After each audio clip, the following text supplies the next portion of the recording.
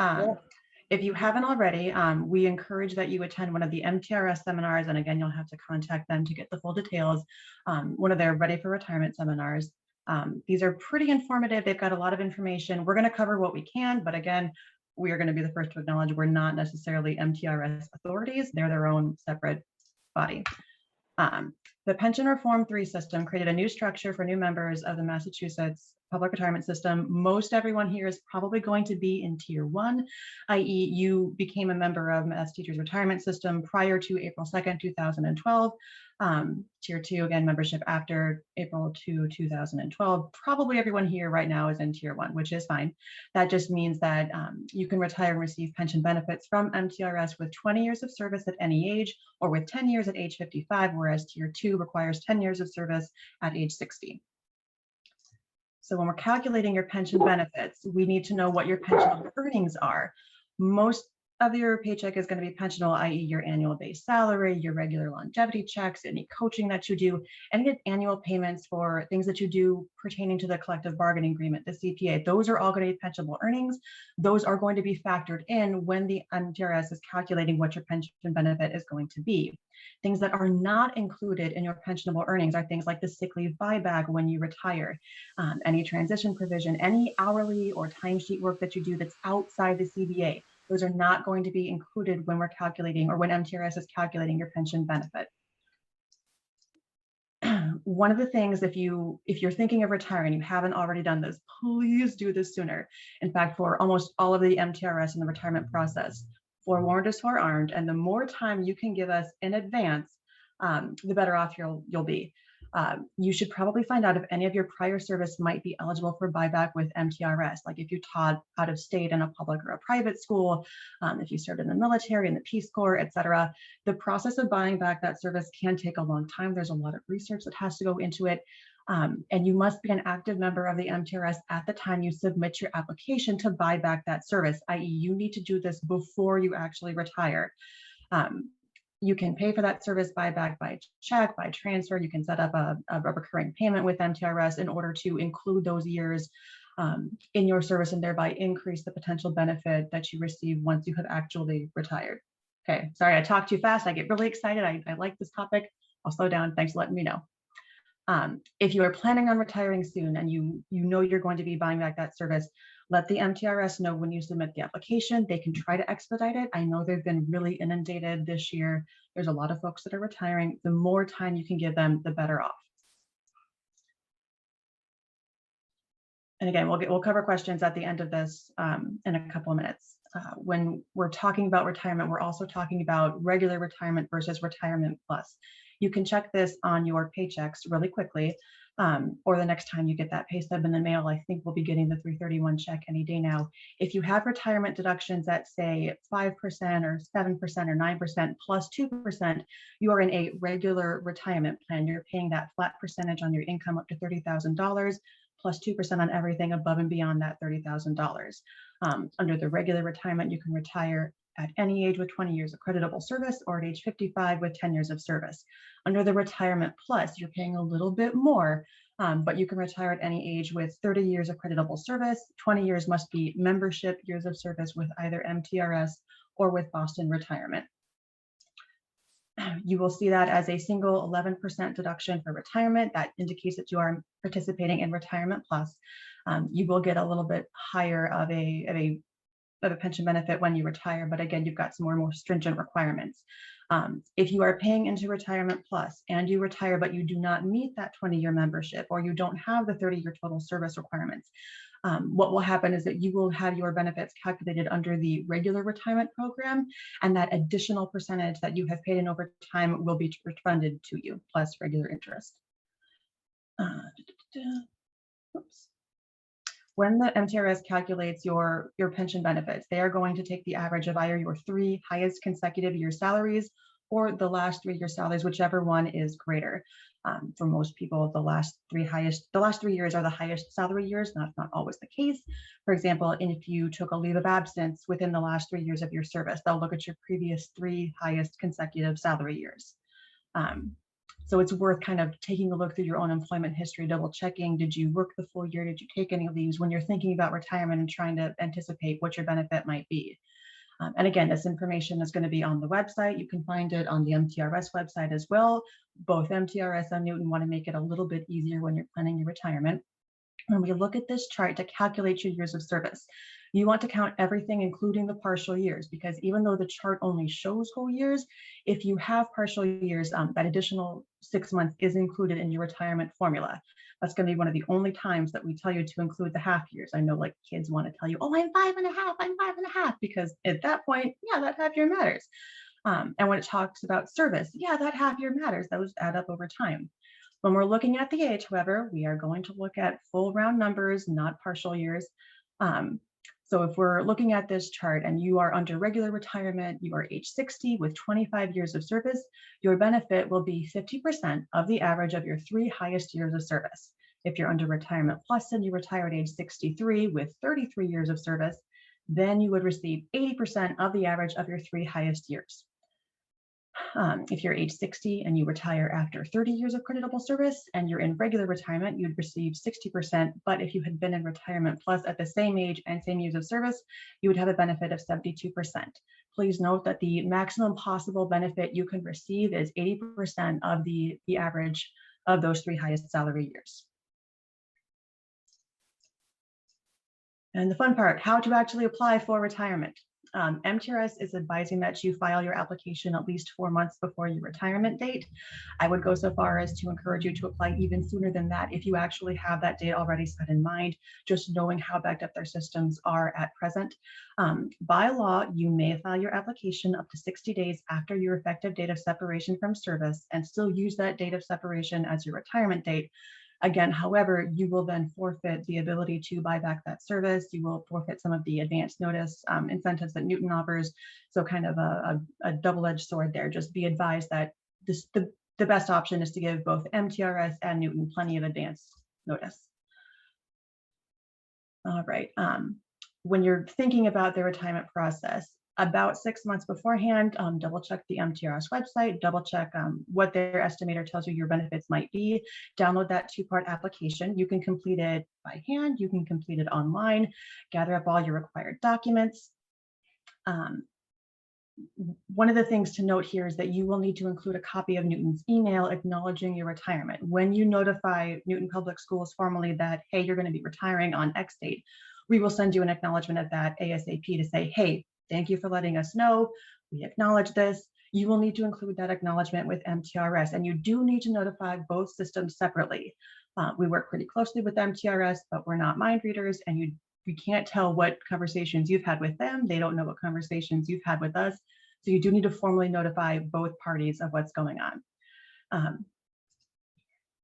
If you're going to be retiring in June, you will receive at the end of the school year, you'll receive a lump sum final paycheck at the end of June, which includes all of your earnings for that school year. This is important to know because even though you're retiring at the end of June, all your money earned for that school year is still going to be included in the retirement calculations. Information to note as well. All right, when you're completing part 2 of your retirement application, you're going to fill out section 1 and give it to our payroll office. You can give it to HR. We're just going to hand it right over to payroll. This pertains to your salary history. Please remember, this can be a really long process for the payroll office. And when we've got so many teachers retiring at once, especially towards the end of the school year, it can take some time for them to get through everything. So again, we reiterate that as much advance notice as you can give us, the better to make sure that we can give full due attention to each individual request that comes through and get them all processed. Oops, hang on, let me go back up. If your highest 3 salary years are in a district other than Newton, send a part 2 application to that district as well. Collect as much information as you can. Send it to MTRS. They can piece all of the puzzle together and make their final determination. Once you receive that part 2 information back from payroll departments, please make a copy of everything. Keep it for your records. It's always handy to have that record for you just in case. MTRS will return original birth certificates. They may not return everything else, so we strongly recommend keeping that copy in your records so you've got it for future reference. Remember that the calculations for retirement benefits can take up to 4 months or longer to be completed by MTRS. Once they have done their part, they will send you a notice of estimated retirement. And if anything is missing or incomplete, or you think that something's been miscalculated, you'll be notified in writing. If you have questions, you can contact MTRS as well. If you are retiring at the end of a school year, you will need to use June 30th as the last date worked. I know that we're always out of school before then, which is fantastic, but use June 30th as the last day worked if you're retiring at the end of a school year. If you're retiring at any other point, use the actual last day worked. If you're retiring on your birthday because you need to reach that age for a higher retirement percentage, use your birthday as the retirement day. Happy birthday to you. Your present is that you get to retire. Do not use the day after. Use the actual birth date. If you have the years of service but not the age, you could also request an unpaid leave of absence from Newton. Just contact us. We'll discuss it, and we'll go from there. Please make sure that you update your address with MTRS and with Newton Public Schools. We will send you things via mail. MTRS will send you things via mail. Those that 945 Medicare supplemental refund checks are only sent out via mail. We can't do those via direct deposit. So please make sure you update us with your address as it changes. And when you're filling out this application, please use your personal email address and not your Newton Public Schools email address. Those accounts are deactivated once you have left us. You won't be able to access them again. And then we're left kind of struggling to reach out to folks that haven't given us any other way to contact them. For marital status, when you're filling out this application, if you are divorced or going through a divorce, if you have a domestic relations order or a DRO that entitles your ex-spouse to retirement benefits, this DRO must also be reviewed by MTRS to ensure that it applies to general laws and is enforceable. Please don't think you can slide one past MTRS or your ex-spouse. It will come back to haunt you. They will tell them. Section 5 for the have you ever been convicted of a criminal offense question. We're not interested in the answer. We just need you to answer it. And we'd hate to have your application held up because one little box went unchecked or unanswered. We're going to ask you to fill in the dates that you believe were your 3 highest salary years. We're not going to necessarily hold you to that. You're not going to get in trouble if it's incorrect. We just want your estimate so it helps everyone else when they're piecing together the puzzles. Okay, for a creditable service list, again, it doesn't have to be exact. You can request your service history from HR. We will try our best to get it to you. But again, it does take time for us to research all this information, which is why we keep reiterating, and as far in advance as you can start this process, the better off you will be, the less stressed you will be, the less stressed everyone else will be. Do yourself a favor and get things done early. Let's see. For the federal tax withholding, only check one option. You can change this option at a later date, which is totally fine. The form is on the MTRS website. Your retirement allowance is not subject to the mass state taxes. But if you move out of state, you will need to check in with the Department of Revenue in that state to determine if your retirement allowance is subject to state taxes. You will receive your pension check once a month at the end of the month. You can receive it via direct deposit into a checking or a savings account. If you really want the physical check, you can do that too. But again, you'll need to work through setting that up with MTRS directly. They will not send you statements every month. Once your direct deposit starts, you'll receive an initial statement detailing your monthly benefit. And after that, they'll only send you statements if there's a change in the amount of your deposit, i.e. your benefits deductions change and it impacts what you receive in your bank account. If they need to send you a special message, they'll use the message area to send you information. They'll send everyone an annual year-end summary of your benefits every year as well. Or if there was an issue with your bank account, they'll reach out to you and say, hey, you need to get a live check because something didn't connect properly. If you intend to have your payments deposited, this may not be applicable to everyone, but it's worth noting. If you intend to have your payments deposited to a US bank account and then forwarded to a bank in another country, just let them know so they can take due action on their part. One of the most important things to keep in mind in this is what you're going to do about your beneficiaries. It's not a comfortable topic to bear in mind, but in the event that you pass, what happens to your benefits? This is something that you have to decide when you retire. And please note that once you make this decision, it cannot be changed. You will have 3 different options to manage this in retirement. So option A, you will receive the maximum possible allowance. And when you pass away, there will be no benefits left for any survivors. Option B equals about 1% less than option A, but still pretty high. Once you pass away, there will be a one-time lump sum payment of the balance, if any, remaining in your retirement account to your beneficiary or beneficiaries. In most cases, these annuities are depleted in 9 to 11 years. So for example, when you retire, say you paid $300,000 into your retirement annuity and you pass away, but only received $100,000 of that annuity. That remaining $200,000 balance would be given to your beneficiaries. The main benefit of choosing this option would be if you would anticipate passing close to your retirement date. We certainly hope that's not the case. If you outlive the money left in your retirement account, then your beneficiary will not receive any money. Option C will garner approximately 9 to 11% less than option A, wherein upon your death, this option provides a monthly benefit equal to about 2/3 of your benefit to one named beneficiary until their death. This beneficiary must be a parent, a child, a sibling, spouse, or former spouse who has not yet remarried. You cannot change this beneficiary once you retire. So once again, if you choose option C, you're locking yourself in and you're locking in that beneficiary. The amount of the benefit is tied to your age and the age of your beneficiary. For more information on the option C factors, check with the MTRS retirement application, which will outline that a little more clearly for you. In the event that you have selected a beneficiary for option C and they predecease you, then your monthly benefit will pop up to the option A benefit, i.e. no lump sum for any beneficiaries. When we're talking about these options between A, B, and C for your survivors, this is not something that we will provide guidance or recommendations on. This is going to be very specific to you, very specific to what options you think are going to be best for yourself, for your loved ones. Just make sure that you think it over carefully and know that these options cannot be changed once you have submitted that paperwork. We have had people ask in the past. I'm sorry, that decision is absolutely final. Follow up to that, your spouse's signature is required and it must be witnessed, stating that they understand the differences between options A, B, and C, and that they are aware of the option that you select. And they will be checking the dates of the signatures must be the same or later than your signature. So you can't sign it, you can't have your spouse sign it and then decide and choose after the fact and sign. They're going to be reviewing that information. So talk it over with your spouse, make sure that they're aware of which option you have selected. And again, this is why we recommend having a copy on file. So if something happens, if you can't remember, you've got that record for yourself as well. Additional information to bear in mind, especially when you're choosing which option you want to go with for your beneficiary. When you choose option A, even though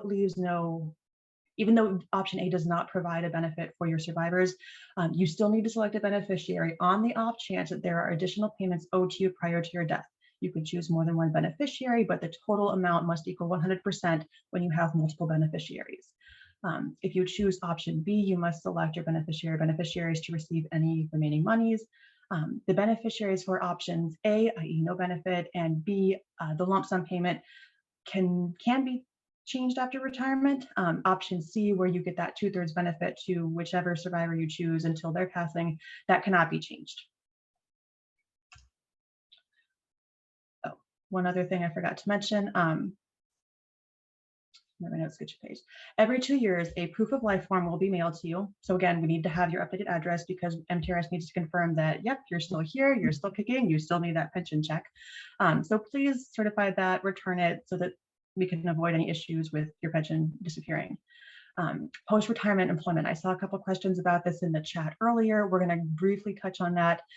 There is no limit to the amount that you may earn if you work in the private sector, if you work in another state in either public or private sector, or if you work for the federal government. If you are returning to Newton, and I know that a lot of our folks do return to Newton, Jane Lomax, I'm looking at you. We're happy that you came back for us. Don't get me wrong, but you must be separated from Newton for 60 days. Yes, the summer months do count towards that 60-day cooling off period.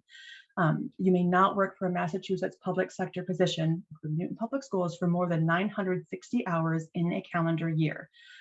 You may not exceed the difference between the current salary of the position from which you retired and the amount of your annual pension. After you are retired for one full calendar year, January through December, the limit increases by $15,000. If you exceed these limits, the MTRS can freeze your retirement and make you repay the amount you received. I would like to stipulate that as of today, with the pandemic still ongoing, the MTRS has lifted some of those requirements. However, it is also up to the MTRS's discretion when those limits will be reimposed. With the vaccine rolling out, we expect those to be updated in the short term, but we haven't yet heard any official information. So at this point, I'm going to open it up for questions. Jenny and I will tackle those.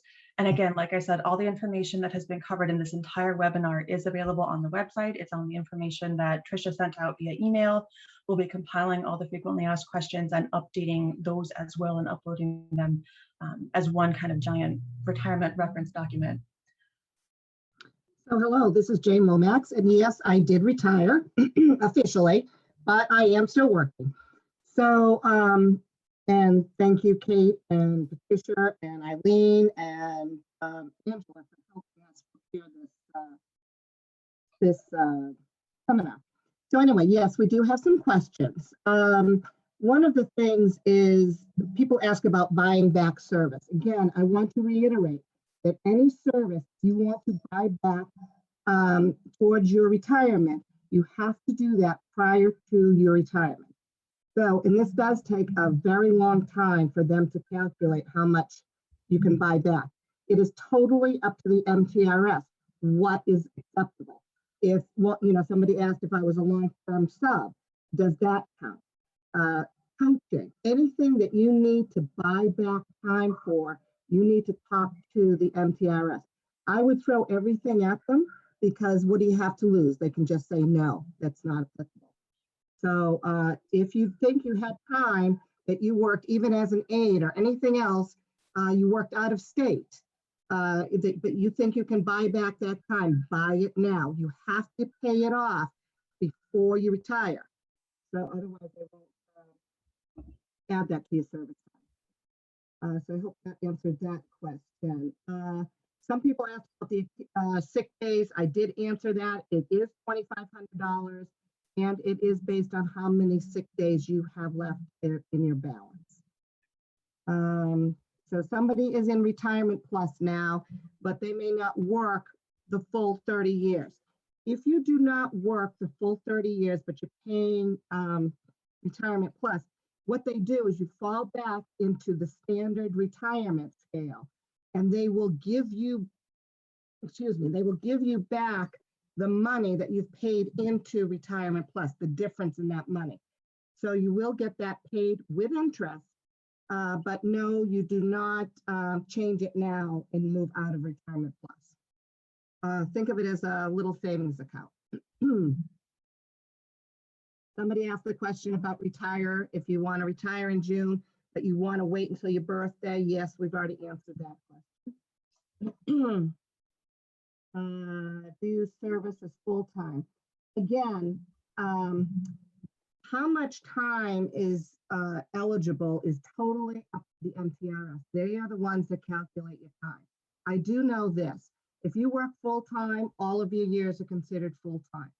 If you do drop down to 0.7 or something lower than full-time, that year will be calculated as a part-time year. But if the whole service time was always part-time, then they calculate it all on a full-time basis. Again, this is all up to the MTRS. They are the ones who determine what your eligibility is and how much of your time is included. May I assume announcing retirement will prevent ability to take advantage of buying back years? Announcing it doesn't do it. Once you start getting it, that's what buying back the years. You can't buy back the years after that. Can you tell us about the plan in front of the legislator? No, I cannot answer any of those questions about what's going on with the legislation. Is Newton entertaining the idea of any entire, we brought that up to the retirement board the other day. To my knowledge, no, nothing is being considered at this point, but there is something out there. There is, I heard about this. It's called HD 182, some kind of thing that they are trying to talk about with MTRS. Again, you'll just have to wait and see if that passes. I have no information on that. In light of the, how does Newton Public collecting technology used by staff who are retiring? That's up to Eileen's department, IT. We tell them that retiring, and I think they reach out to you. I don't know what they do exactly. Unfortunately, I contacted by you multiple times and never got back. Their message says everyone is out of the office due to the pandemic.